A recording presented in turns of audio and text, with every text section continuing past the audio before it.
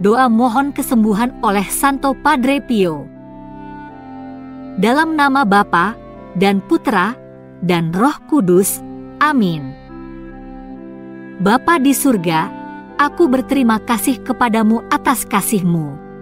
Aku berterima kasih kepadamu karena telah mengirimkan Putramu, Tuhan kami Yesus Kristus ke dunia, untuk menyelamatkan dan membebaskanku. Aku percaya pada kuasa dan kasih karunia-Mu yang menopang dan memulihkanku. Bapa yang pengasih, sentuhlah aku sekarang dengan tangan-Mu yang menyembuhkan, karena aku percaya bahwa kehendak-Mu adalah agar aku selalu sehat dalam pikiran, tubuh, jiwa, dan roh. Selimuti aku dengan darah Putra-Mu yang paling berharga, Tuhan kami Yesus Kristus, dari ujung kepalaku sampai ke telapak kakiku. Keluarkan semua yang seharusnya tidak ada dalam diriku. Akar semua sel yang tidak sehat dan abnormal. Buka arteri atau vena yang tersumbat dan bangun kembali serta isi kembali area yang rusak. Hapus semua peradangan dan bersihkan infeksi apapun dengan kuasa darah berharga Yesus. Biarkan api cinta penyembuhan-Mu melewati seluruh tubuhku untuk menyembuhkan dan membuat area yang sakit menjadi baru sehingga tubuhku akan berfungsi seperti yang Engkau ciptakan. Sentuhlah juga pikiran dan perasaanku, bahkan relung hatiku yang terdalam. Penuhi seluruh keberadaanku dengan kehadiran, cinta, kegembiraan, dan kedamaian-Mu, dan tarik aku semakin dekat dengan-Mu setiap saat dalam hidupku. Bapa, penuhi aku dengan Roh Kudus-Mu dan kuatkan aku untuk melakukan pekerjaan-Mu, sehingga hidupku akan membawa kemuliaan dan kehormatan bagi nama kudus-Mu. Aku memohon ini dalam nama Tuhan Yesus Kristus. Amin. Dalam nama Bapa dan Putra dan Roh Kudus. Amin. Mengenal Padre Pio. Santo Padre Pio, seorang biarawan Fransiskan Kapusin yang berasal dari biara San Giovanni Rotondo di Foggia, Italia, merupakan salah satu tokoh yang terkenal dalam gereja Katolik karena mistik dan kemampuan penyembuhannya yang luar biasa.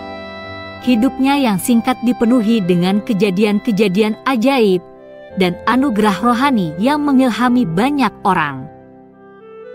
Dilahirkan dengan nama Francesco Forgione pada 25 Mei 1887 di Pietrelcina, Italia Selatan, Padre Pio tumbuh dalam keluarga petani. Sejak kecil, Padre Pio telah menunjukkan tanda-tanda spiritualitas yang luar biasa. Ia seringkali mengalami penglihatan surga dan gangguan setan, serta berbicara dengan Yesus, Santa Perawan Maria, dan malaikat pelindungnya. Pada usia 5 tahun, ia menerima sakramen penguatan, dan pada usia 12 tahun, menerima komuni kudus pertamanya.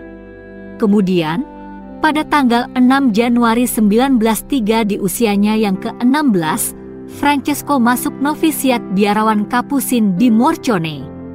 Ia kemudian mengucapkan kaul sederhana dan meriah pada tahun 1907 dan ditahbiskan menjadi imam pada tanggal 10 Agustus 1910. Kehidupan Santo Padre Pio dipenuhi dengan berbagai pengalaman mistik, termasuk penerimaan stigmata pada tanggal 20 September 1918. Stigmata yaitu luka-luka yang menyerupai luka-luka Kristus di salib yang direplikasi dalam tubuh manusia. Pada tahun 1918, Eropa dilanda Perang Dunia Pertama dan flu Spanyol. Itu adalah tahun penderitaan bagi Padre Pio, komunitasnya, dan seluruh Eropa. Di tengah penderitaan dunia ini, pada suatu hari pada bulan September, saat Padre Pio memimpin misa di San Giovanni Rotondo, Padre Pio menerima suatu visi ajaib. Ia melihat seseorang dengan luka-luka penyaliban Kristus. Setelah visi tersebut, Padre Pio menyadari bahwa tubuhnya juga mengalami luka-luka yang serupa. Stigmata ini bertahan selama 50 tahun masa penderitaannya. Selain stigmata, Padre Pio juga banyak memperoleh karunia dari Allah, seperti kemampuan membaca pikiran umat yang mengaku dosa, bilokasi, atau dapat muncul di dua tempat berbeda secara bersamaan, lalu levitasi, atau kemampuan melayang di udara, serta karunia penyembuhan.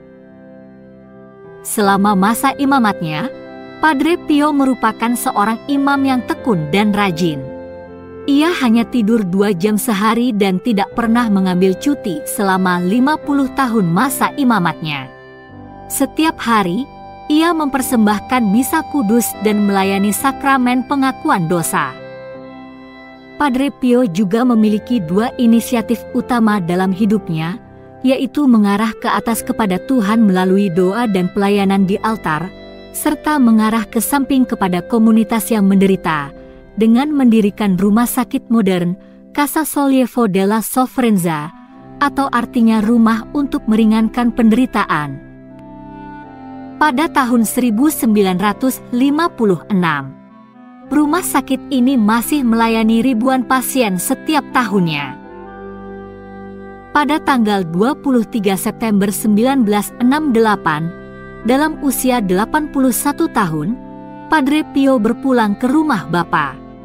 Setelah kematiannya, kamarnya dipenuhi dengan aroma harum untuk beberapa saat, seperti aroma yang pernah muncul dari luka-luka stigmatanya.